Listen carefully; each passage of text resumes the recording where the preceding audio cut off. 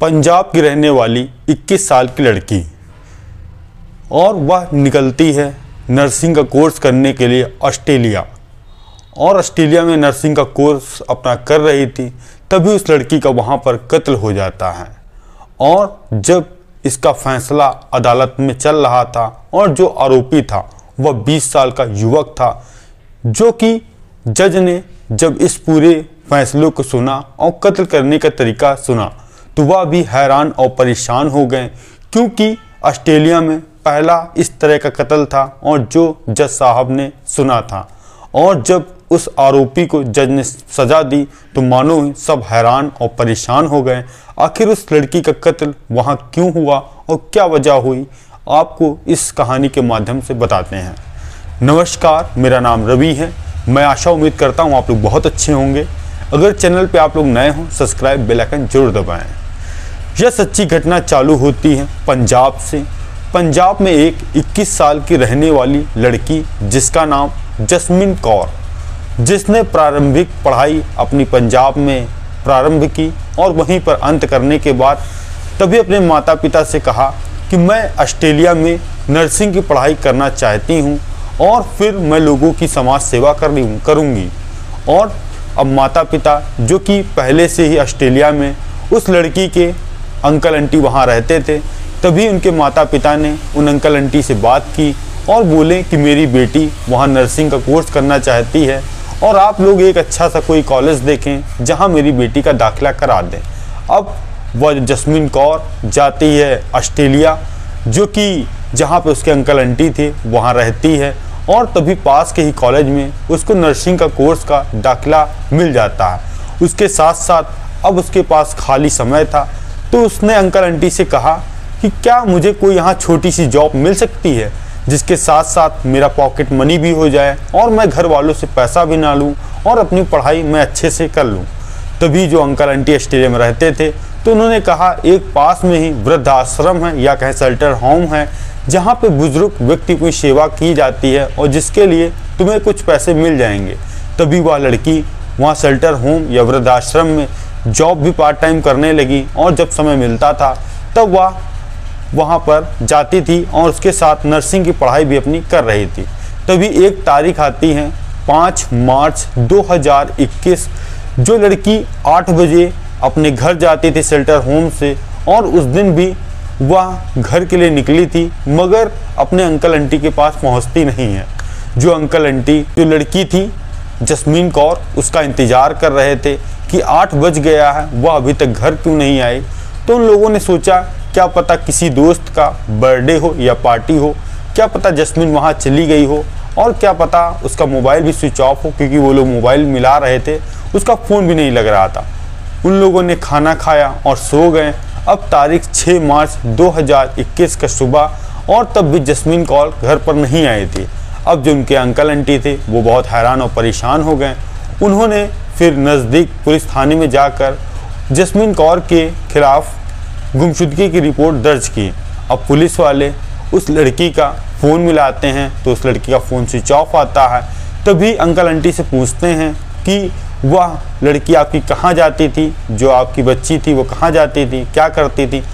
उन लोगों ने कहा कि वह अपना नर्सिंग का पढ़ाई करती थी और उसके साथ जो शेल्टर होम पास में ही है वहाँ जॉब करती थी, और रोज़ की तरह वह 8 बजे घर आ जाती थी।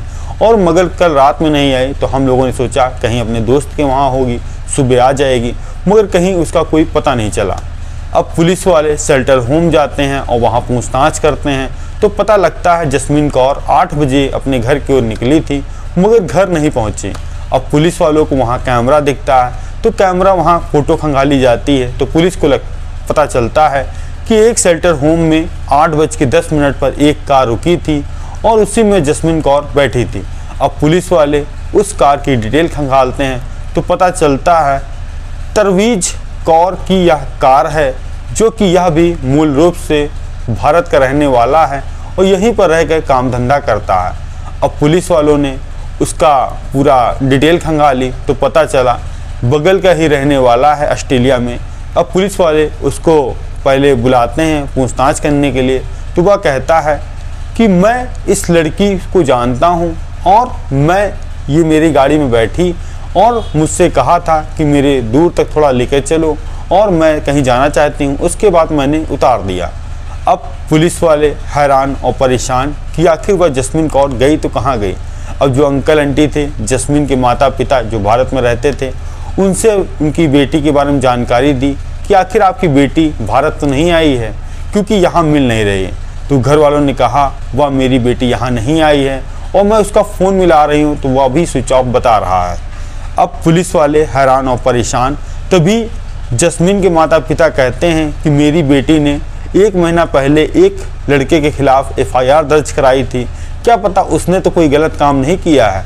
अब पुलिस वाले जब उस FIR के बारे में देखते हैं तो पता चलता है तफजीत कौर के नाम ही FIR थी, जो कि उस लड़की को परेशान करता था और छेड़खानी करता था, जिसके लिए पुलिस ने उसको बुलाया था थाने और हिदायत दे के छोड़ दिया था।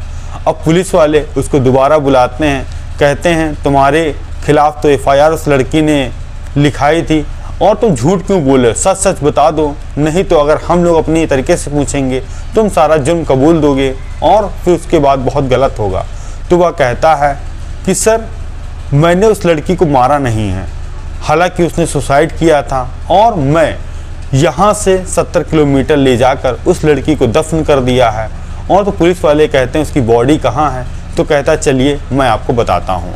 अब पुलिस वाले उस लड़के को तफजीत कौर को बैठालते हैं और 700 किलोमीटर लेकर जाते हैं और वहाँ सड़क से 100 मीटर अंदर और खोदते हैं तो वहीं उस लड़की की लाश मिलती है, जो कि दोनों उसके हाथ और पैर बंधे हुए थे। और पास में देखती है उसका जो काम करने वाला ID प्रूफ और मोबाइल भी वहीं पर मिलता है। इसके साथ पुलिस वाले कहते हैं कि आखिर तुमने इस लड़की को क्यों मारा, सही सही बता दो। तो वह पहले तो पुलिस को गोलमोल जवाब देता है, इसके बाद वह झूठ बोलता है कि मैंने इसको नहीं मारा है। और जब पुलिस वाले कड़ाई से पूछताछ करते हैं तो एक ऐसा सच निकल कर सामने आता है जो वाकई में हैरान और परेशान कर देने वाला था। तभी तफदीश कौर बताता है कि मेरा जस्मीन कौर से कुछ साल पहले अफेयर था और सब कुछ ठीक ठाक चल रहा था। और तभी कुछ बीच पहले तफ्तीश कौर उस लड़की से बातचीत करना चाह रहा था, मगर वह लड़की उसका फ़ोन उठाना बंद कर दिया, बात करना बंद कर दिया, जिससे वह बहुत ज़्यादा परेशान हो गया और वह चाहता था कि वह उससे शादी कर ले, मगर वह शादी के लिए नहीं मान रही थी। और उसके मन में क्या चल रहा था, तभी उसने सोचा क्यों ना, क्या मेरी नहीं हो सकी तो मैं किसी को नहीं होने दूंगा। तभी उस लड़की को शटर्ड होम जाता है, वह अगवा करता है। अगवा करने के बाद उसको डिग्गी में डालता है। डालने के साथ एक हार्डवेयर की दुकान में जाता है, एक फड़ुहा लेता है और केबल लेता है और ग्लव्स खरीदता है और उस लड़की को वह जिंदा ही कब्र में दफना देता है। और क्योंकि तब वह जिंदा थी, जब पोस्टमार्टम रिपोर्ट आई तो पता चला उस लड़की की मौत दफन करने के 7 से 8 घंटे बाद हुई है। अब पुलिस ने जैसे ही यह वारदात सुनी, मानो उसके पैरों तले ज़मीन खसक गई। जब यह बात कोर्ट में गई, जज साहब ने जब यह फैसला सुना कि इस लड़के ने इतनी निर्भय तरीके से उस लड़की का कत्ल किया है, जो वाकई में हैरान और परेशान करने वाला है, उस लड़के को उम्र कैद की सज़ा सुनाई गई और उस माँ को, जिसकी लड़की थी, उस माँ को इंसाफ मिला। आई होप यह कहानी सुनाने का उद्देश्य किसी को परेशान करना नहीं, बल्कि आप लोग जागरूक करना है, सावधान रहें, सतर्क रहें और ऐसे लोगों से बचें जो अंधविश्वास प्यार में ऐसा खौफनाक कदम उठाएं।